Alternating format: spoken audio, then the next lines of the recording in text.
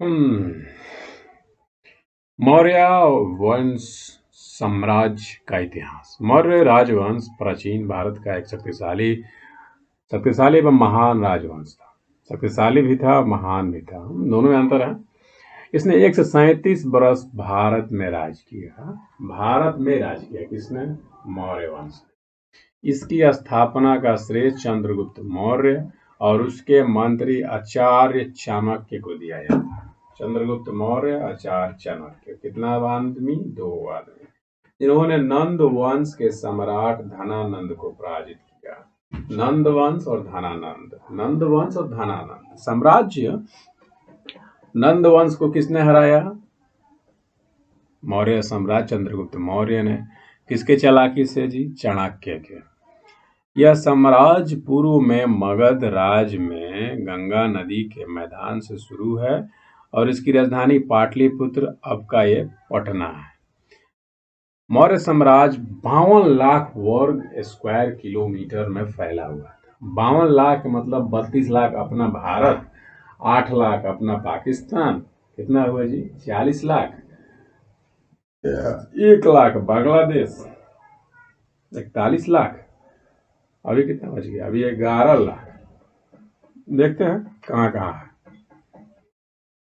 मौर्य वंश का साम्राज्य इतिहास संपूर्ण जानकारी अक्सर एग्जाम में प्रश्न पूछे जाते हैं। मौर्य राजवंश 1325 ईस्वी में पूर्व में उत्तर पश्चिम आज के पाकिस्तान का लगभग संपूर्ण इलाका सिकंदर का शासन था। जब सिकंदर पंजाब पर चढ़ाई कर रहा था तो एक ब्राह्मण जिसका नाम चाणक्य था, कौटिल्य के नाम से भी जाना जाता है, वास्तविक नाम विष्णुगुप्ता है। एक आदमी का 3 नाम, चाणक्य, विष्णुगुप्ता, ब्राह्मण भी है ना, कौटिल्य भी है। मगध साम्राज्य के विस्तार के लिए प्रोत्साहित करने आया। उस समय मगध का खासा शक्तिशाली था। उसके पड़ोसी राज्यों की आंखों का काटा, पर तत्कालीन मगध सम्राट के धनानंद के उसके ठुकरा दिया था। उसने कहा कि तू एक पंडित हो और अपनी चोटी का भी ध्यान रखो। युद्ध करना राजा का नाम है, तुम पंडित हो, सिर्फ पंडिताई करो।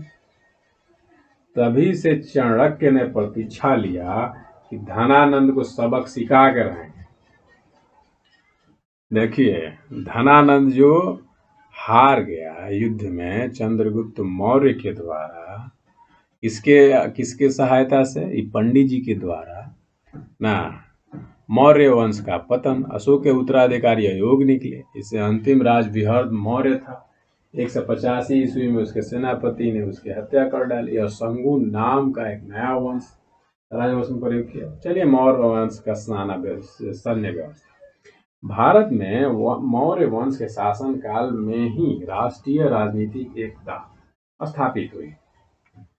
मौर्य प्रशासन सत्ता का प्रदीप केंद्रीयकरण था, परंतु राजा निरंकुश नहीं होता।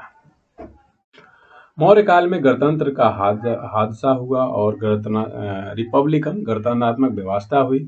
कौटिल्य ने राजा सिद्धांत के निश्चित किया और जिनके आधार पर मौर्य प्रशासन उसकी जगह गृह तथा विदेश नीति संचालन होती थी। राजा, जनपद, दुर्ग, सेना और मित्र। मौर्य के प्रशासन। मौर्य साम्राज्य की राजधानी पाटलिपुत्र, आधुनिक पटना थी। इसके अतिरिक्त साम्राज्य के प्रशासन के लिए 4 प्रांत बांटे गए थे। पूर्व भाग की राजधानी तौसौली थी, दक्षिण भाग की स्वर्गिरी थी और इसी प्रकार उत्तर और पश्चिम की राजधानी क्रमशः तक्षशिला, उज्जैन थी। इसके अतिरिक्त संपा, इस्लाम, कौशाम्बी भी महत्वपूर्ण नगर थे। इसके अतिरिक्त संपा, इस्लाम और कौशाम्बी भी महत्वपूर्ण नगर थे। राज्य के प्रांतपाल जो कुमार होते थे, जो स्थानीय प्रांतों के शासक थे, कुमार के मदद के लिए हर प्रांत में एक मंत्री परिषद थे तथा महात्मा होते थे। आगे जाके जिलों में बटे होते थे। प्रत्येक जिला समूह में बटा होता था। चंद्रगुप्त के शासक कौन कौन थे? चंद्रगुप्त मौर्य 322 से 298, ये बीसी का बात है। चंद्रगुप्त के बाद बिंदुसार आया 289 ईस्वी से 272 तक। अशोक आया 273 से लेके 232 तक। दशरथ मौर्य आया 232 से लेके 324 तक। लास्ट में बृहदर्थ मौर्य, जिसकी हत्या कर दी गई शंगु वंश के द्वारा। चंद्रगुप्त मौर्य खत्म हो गया। ये है चंद्रगुप्त मौर्य का काल्पनिक फोटो। चंद्रगुप्त मौर्य 323 से 298 तक प्राचीन भारत में साम्राज्य के पहले संस्थापक थे। मौर्य साम्राज्य के ऐसे शासक थे जिन्होंने पूरे भारत को एक साम्राज्य के अधीन लाने का सफल किया।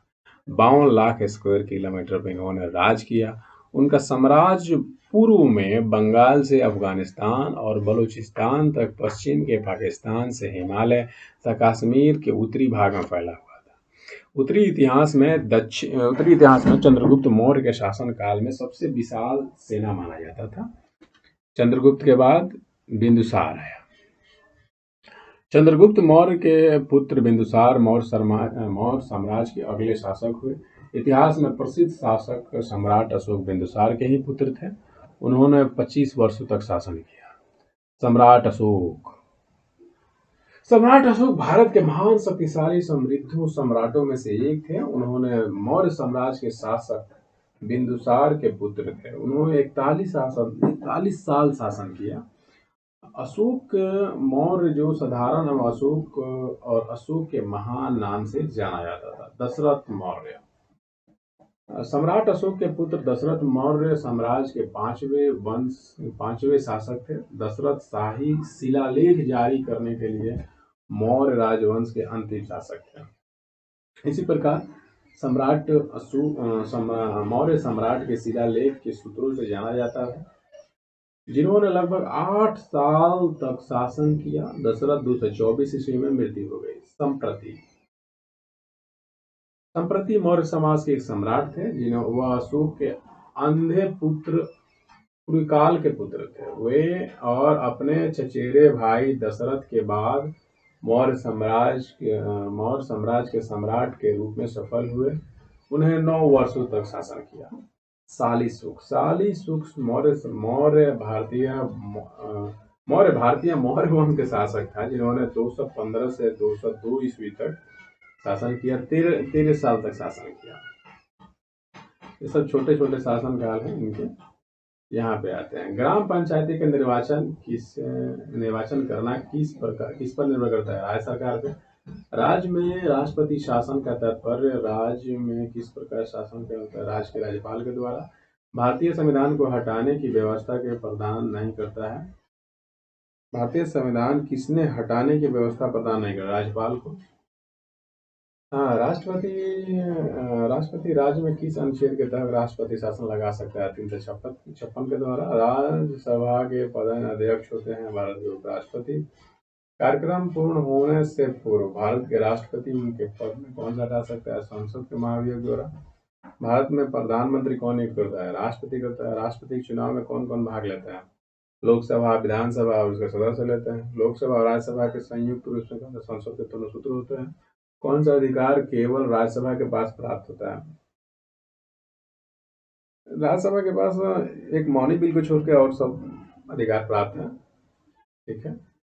राष्ट्रपति के मृत्यु होने या इस्तीफा देने पर राष्ट्रपति कार्यकाल संभालने का उपराष्ट्रपति कब तक रहता है? 6 महीना, अधिकतक 6 महीना रह सकता है। उसके पहले इलेक्शन हो जाता है। संविधान सभा ने भारत में संविधान को स्वीकृत की 26 नवंबर 1949 को कर लिया। भारत के संविधान में क्या लिखा है? हम भारत के लोग अपनी संविधान सभा के संविधान को अपनाते हैं, अधिनियम करते हैं, इसे स्वयं प्रदान करता है। बिक्री कर कौन सा लगाता है? राज्य सरकार। अब तो कौनो कर नहीं है, बस एक जीएसटी है। भारत में सशस्त्र सेनाओं के सुप्रीम कमांडर कौन होता है? राष्ट्रपति होता है। केंद्रीय मंत्री परिषद किसके लिए उत्तरदायी होता है? लोकसभा। सांसद दोनों सदनों में संयुक्त बैठक अध्यक्ष कौन कराता है? लोकसभा अध्यक्ष कराता है। राज्यसभा की सदस्यता के लिए न्यूनतम 35